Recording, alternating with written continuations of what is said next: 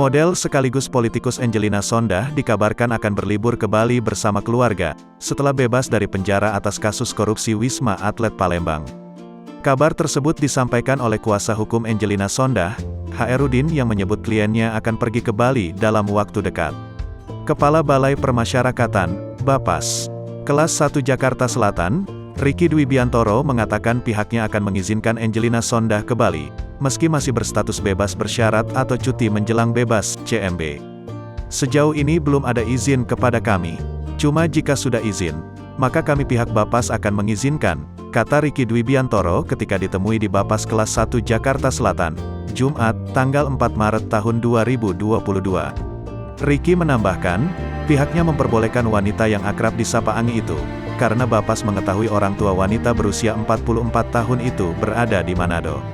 Kalau ke tempat orang tua, kami akan izinkan. Kalau bekerja juga pasti kami izinkan. Kalau keluar negeri izinnya ke Kemenkumham, ucapnya.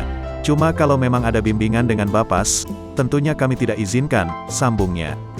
Memperbolehkan istri mendiang Aji Masaid itu ke Bali atau bepergian meski masih CMB, dikarenakan Bapas mendukung Anggi untuk kembali ke masyarakat. Karena Bu Anggi ini memang harus berkegiatan dan bermasyarakat setelah 10 tahun berada di dalam penjara. Dia boleh ketemu keluarga di luar kota sampai untuk healing, jelasnya. Ricky Dwibiantoro mengungkapkan yang tidak boleh dari Angelina Sondakh adalah pindah alamat rumah tanpa seizin Bapas Kelas 1 Jakarta Selatan. Selain itu CMB Bu Anggi akan dicabut jika memang menjadi tersangka, melakukan tindakan kriminal, dan juga pindah alamat, ujar Ricky Dwibiantoro.